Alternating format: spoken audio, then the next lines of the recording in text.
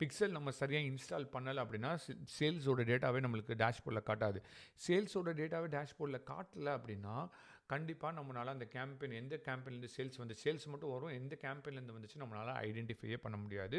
So pixel is very important. இது எப்படி பண்ணுறதுன்ற பார்க்கலாம். நீங்கள் இங்கே வந்து டேட்டா சோர்ஸ் இருக்கும், டேட்டா சோர்ஸில் டேட்டா செட் அண்ட் பிக்சல்ஸ்ன்னு இருக்கும். அதில் வந்துடுங்க.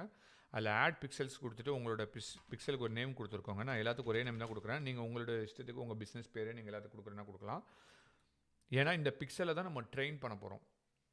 ஸோ ஃபேஸ்புக்கை பொறுத்த வரைக்கும் இந்த கோடு வந்து என்னென்னா, ஃபேஸ்புக்கு வந்து நம்ம டேட்டா கொடுக்குறோம். ஃபேஸ்புக் வந்து என்ன பண்ணும் அப்படின்னா, இந்த மாதிரி ஆடியன்ஸ்லாம் வந்திருக்காங்க, இந்த ஏஜ் குரூப்பில் வந்திருக்காங்க, இந்த மாதிரி இன்ட்ரெஸ்டில் இருக்கவங்க வந்திருக்காங்க, அதெல்லாம் டேட்டாவை கலெக்ட் பண்ணி ஃபேஸ்புக் கேம்பெயினோட பெர்ஃபார்மன்ஸை வந்து இன்க்ரீஸ் பண்ணும்.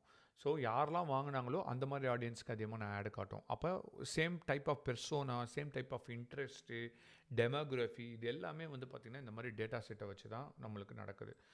ஸோ ஒன்ஸ் வந்து க்ரியேட் ஆகிடுச்சு, நம்ம கோ டு ஈவென்ட் மேனேஜர்னு ஒரு பார்ப்ப போகிறோம். அதில் வந்துட்டோம். ஸோ இதுதான் வந்து டேட்டா செட் க்ரியேஷன் பண்ணுறது. ஆல்ரெடி இப்போ பிக்சல் க்ரியேட் பண்ணியிருக்கோம். ஆனாலும் இது க்ரியேட் பண்ணதுக்கப்புறம் அப்படி இல்லை, நம்ம செட் பண்ணணும். ஸோ இதில் வந்து பார்த்திங்கன்னா செட்டப் த conversion API. Conversion API of course இது ரொம்ப இம்பார்ட்டண்டான ஒரு விஷயந்தான். இது வந்து கொஞ்சம் ரொம்ப லாங்கரான ஒரு ப்ராசஸ்ஸு. இப்போதைக்கு நான் வந்து பிக்சல் மட்டும் சொல்கிறேன். இது மோர் தென் இனஃப். கன்வர்ஷன் ஏபிஐன்றது வந்து என்னென்னா, நம்மளோட சிஆர்எம்மில் வந்து இப்போ நீங்கள் ஷாப்பிஃபை வச்சுருக்கீங்க, இல்லை வந்து ஜிஹெச்எல் வச்சுருக்கீங்க, இல்லை ஏதோ ஒன்று வச்சுருக்கீங்க. நம்ம சிஆர்எம்மில் நம்பர் ஆஃப் சேல்ஸ் நடந்திருக்கும். நம்ம சிஆர்எம்மில் இருந்து டேட்டா புஷ் பண்ணுறோம். இப்போ ஃபேஸ்புக்கு வந்து கன்ஃபார்ம் பண்ணுறோம். ஃபேஸ்புக் ஒன்ட்ட இருந்து தான் எனக்கு ஆடியன்ஸ் வந்து என் வீடியோ பார்த்தாங்க, அங்கேருந்து என்னோடய பேஜுக்கு வந்துட்டாங்க. நம்ம பேஜை பொறுத்த வரைக்கும் நம்மளோட ஸ்டோருன்னு இமேஜினேஷன் பண்ணிக்கோங்க. என்னோடய ஸ்டோருக்கு வந்துட்டாங்க. இவங்க வாங்கினாங்களா இல்லையான்னு ஃபேஸ்புக்கு தெரியாது. ஸோ வாங்கினாங்கன்னு சொல்லி நம்ம ஃபேஸ்புக்கு அந்த டேட்டா ஃபீட் பண்ண போகும்போது நம்மளோட ஃபேஸ்புக் டேஷ்போர்டில் வந்து சேல்ஸ்ன்னு சொல்லி காட்டும்.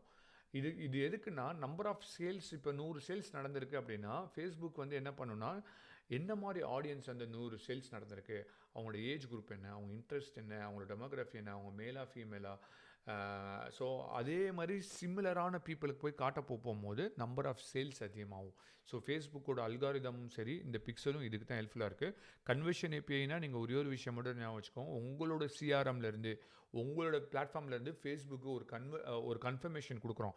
ஆமாம், உன்கிட்டருந்து வந்தவங்க சேல்ஸ் ஆகியிருக்காங்க, ஸோ இந்த மாதிரி ஆடியன்ஸ் தான் எனக்கு கன்வெர்ட் ஆகிருக்காங்க அப்படின்னு அந்த டேட்டா அந்த பிக்சலுக்கு வந்து ட்ரெயின் ஆகும். ஓகே, அப்போனா அந்த பிக்சல் ஓவரால் த பீரியடில் நீங்கள் ஒரு 6 மாதம் ரன் பண்ண போகும்போது அந்த பிக்சலுக்கு தெரியும் நீங்கள் என்ன டைப் ஆஃப் பிஸ்னஸ், என்ன டைப் ஆஃப் ப்ராடக்ட், என்ன டைப் ஆஃப் சர்வீஸ் வச்சுருக்கீங்க, என்ன டைப் ஆஃப் கேம்பெயின் உங்களுக்கு ஒர்க் அவுட் ஆகும். அப்போ அந்த பிக்சல் வந்து நல்லா பெர்ஃபார்மன்ஸ் ஆக ஆரம்பிக்கும்.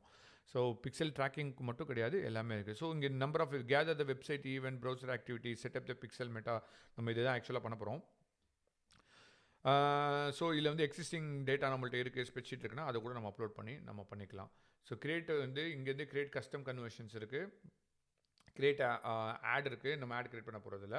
கிரியேட் லுக் லைக் ஆடியன்ஸ்ன்றது வந்து பார்த்தீங்கன்னா, ஒன்ஸ் வந்து உங்களோட டேட்டா வந்து பெருசாக இருக்குது, எனக்கு வந்து ஒரு 10,000 சேல்ஸ் நடந்த டேட்டா நான் உங்கள்கிட்ட இருக்குது அப்படின்னா, அந்த 10,000 பேரை வச்சு நம்ம லுக் லைக் ஆடியன்ஸ் கிரியேட் பண்ணோன்னா, அது 10,000 பேர் யாரெல்லாம் இருக்காங்க அவங்களுக்குன்னு தனியாக ஒரு ஆடியன்ஸ் செட்டு கிரியேட் ஆகும். ஸோ ஆடியன்ஸ் செட்டு எங்கே யூஸ் ஆகுன்றதை நான் சொன்னால் மட்டும் தான் இது எல்லாமே உங்களுக்கு புரியும். ஸோ அதனால் நான் இந்த செக்ஷனை நான் இங்கே ஸ்கிப் பண்ணிக்கிறேன். அதை நான் இன்னொரு இடத்துல நான் கனெக்ட் பண்ணுறேன் உங்களுக்கு. ஸோ வெப்சைட் ஈவெண்ட் தான் நம்ம ட்ராக் பண்ண போகிறோம். அதனால் நம்ம இதை கிளிக் பண்ணிக்கலாம். இதுக்கு install the code manually. Check for the பார்ட்னர்ஸ்ன்னு இருக்குது. நீங்கள் செக் ஃபார் த பார்ட்னர்ஸை வச்சு கூட நீங்கள் செட் பண்ணலாம். ஷாப்பிஃபை, வேர்ட்பிரஸ், WooCommerce இந்த மாதிரி ஆப்பெல்லாம் வரும். அங்கே ஆப்பை நீங்கள் என்னபிள் பண்ணுவீங்க, ஆட்டோமேட்டிக்காக கனெக்ட் ஆகி பண்ணும். நான் இன்ஸ்டால் த கோட் மேனுவலி. நம்ம கோடை மேனுவலாக இன்ஸ்டால் பண்ணுறதுல வந்து எரர்ஸ் வந்து கம்மியாக இருக்கும். இன்ஸ்டால் த கோட் மேனுவலி நான் கிளிக் கொடுத்துட்டேன்.